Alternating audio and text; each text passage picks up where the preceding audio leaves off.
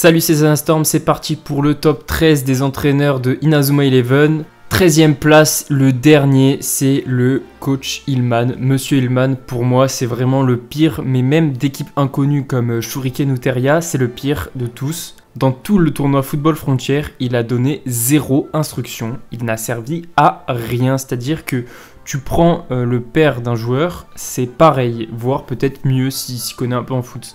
La seule fois où il a dit un truc, c'est qu'il a dit à Mark Evans que c'était Redar qui avait tué son grand-père. Et il lui dit ça juste avant la finale. Donc c'est vraiment le pire moment, je sais pas pourquoi il a fait ça. Enfin si je sais, il explique, mais sa raison elle est toute bidon. Numéro 12, l'entraîneur d'Occulte, parce que c'est lui qui fait le blocage spectral, qui est une tactique vraiment hyper cheatée qui permet d'immobiliser les adversaires. Donc rien que pour ça, il mérite d'être dans ce classement. 11e place, Shaun Frost. Alors c'est vrai qu'il peut être vraiment très fort parce qu'il s'y connaît quand même en foot. Mais je pense qu'il est trop gentil. Et comme entraîneur, ça le fait pas. Je pense qu'il se ferait trop marcher sur les pieds par ses joueurs. Il faut quand même se faire entendre dans un vestiaire. Numéro 10, Clark von Wunderbar. À mon avis, trop sous-coté parce qu'il maîtrise quand même à la perfection tout ce qui est Miximax et armure d'esprit guerrier et même esprit guerrier. Donc ça, c'est vraiment très important de Inazuma Eleven Go. Je pense que c'est le meilleur entraîneur qui pourrait t'apprendre les esprits guerriers, etc. Numéro 9, Byron Love. Il amène quand même son équipe très loin dans la compétition. Je crois qu'il amène minimum au quart de finale. Donc ça montre qu'il en a vraiment. En plus, il met l'équipe de Raymond en difficulté. C'est lui qui fait les tactiques et il arrive rapidement à s'adapter au fait que le terrain bouge. Il se sépare en plusieurs morceaux et des fois la balle tombe dans l'eau. Il arrive à trouver une tactique pour contrecarrer ça. Numéro 8, Mark Evans. Alors je pense que Mark, pour tout ce qui est motivation et peut-être entraînement, il doit être bon. Mais en tant qu'entraîneur, vraiment en tactique, je pense qu'il a vraiment rien à apporter. Enfin, je l'ai jamais vu faire de tactique, donc je sais vraiment pas si ce serait un bon entraîneur. En tout cas, peut-être un bon préparateur physique, mais pas un bon entraîneur. Numéro 7, Aquilina Schiller, qui pendant ses premiers matchs a su quand même montrer son talent en remarquant très vite les joueurs blessés, en adaptant une stratégie pour que les joueurs s'adaptent plus rapidement à la vitesse du ballon. Mais après ça, on l'a plus beaucoup vu, c'est pour ça qu'elle est pas si haut que ça dans ce classement. Numéro 6, Axel Blaze, qui a réussi à emmener son équipe en finale de la Route du Sacre. En plus, comme il est joueur de champ, donc comparé à un Mark Evans, il peut apporter beaucoup plus parce qu'il connaît un peu plus l'aspect tactique et il pourrait donner des bons conseils aux attaquants de son équipe.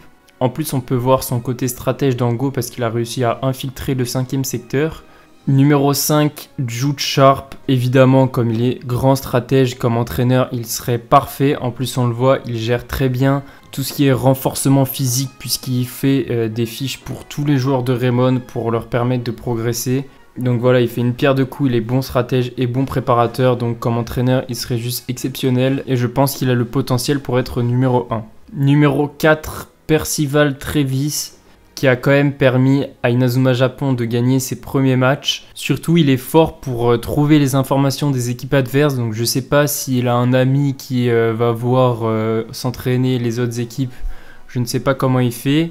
En tout cas, pour le premier match des Big Ways, comme ils n'avaient jamais joué, c'était sa seule façon de le savoir. Après, pour les matchs d'après, c'est facile. T'as juste à envoyer quelqu'un au stade. Malgré ça, j'ai trouvé que certaines fois, ces entraînements étaient un peu bizarres. Par exemple, quand tu t'entraînes dans la boue, pourquoi tu fais t'entraîner aussi Mark Evans, laisse-le aller faire son entraînement. Mark n'est pas concerné par tout ce qui se passe sur le champ, donc Mark peut suivre son entraînement à lui comme d'habitude, contrairement aux autres. C'est aussi le cas pour les défenseurs, etc.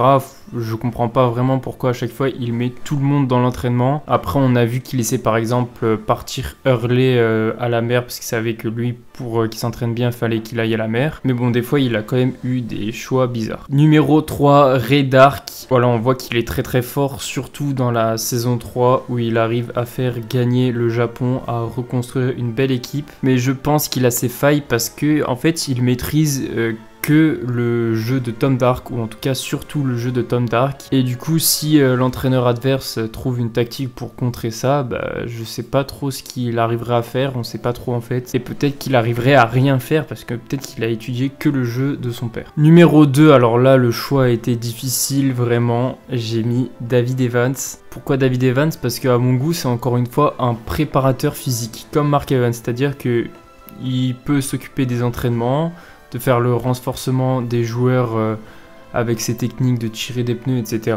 Mais par contre, quand il y a un match, par exemple contre Inazuma Japon, la seule chose qu'il a dit, c'est Hector, tu peux monter en attaque. Et ça, c'est vraiment la dernière chose qu'il fallait dire, parce que je suis désolé, mais si Hector rate sa frappe, il y a juste à faire la passe à Hurley, il fait le tir tsunami et c'est fini, quoi. Et bon, évidemment, ils l'ont pas fait parce que sinon ça aurait été nul, mais la vérité, c'est que c'est ça, c'est que la tactique de faire monter Hector en attaque, c'est pas du tout une bonne tactique. Et numéro 1, du coup, j'ai décidé de mettre Monsieur Yi, parce que pour moi, il coche toutes les cases, c'est-à-dire que déjà, il arrive à faire le parfait entraînement pour que les joueurs maîtrisent leur super technique. De 2, il fait le renforcement, on se souvient qu'il disait à toute l'équipe de faire des tours de stade, etc.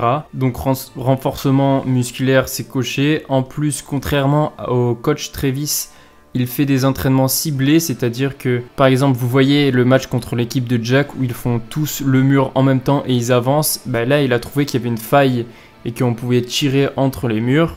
Et du coup, il a donné la consigne à un seul joueur de faire une technique pour passer ce mur. Il n'a pas dit à toute l'équipe de s'entraîner, il a dit qu'à un seul joueur et les autres ils se sont entraînés sur autre chose. Et pour finir, il y a l'aspect tactique, contrairement à David Evans.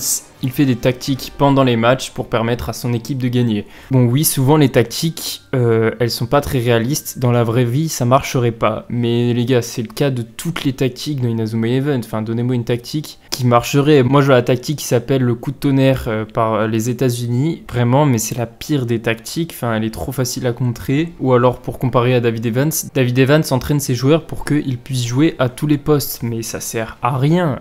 Ça sert à quoi qu'un gardien soit fort en attaque? Comme je l'ai dit tout à l'heure, t'as juste à faire un tir de loin, c'est but. Ça sert à quoi qu'un attaquant soit meilleur en défense, qu'il soit meilleur au pressing? Mais on s'en fout en fait, hein. Vaut mieux qu'il s'entraîne sur ses frappes et le pressing, c'est assez facile à gérer. Voilà pourquoi pour moi il est premier, c'est la fin de cette vidéo. On se donne rendez-vous samedi prochain à 11h pour une nouvelle vidéo. Et puis sur ce les gars, on se dit ciao.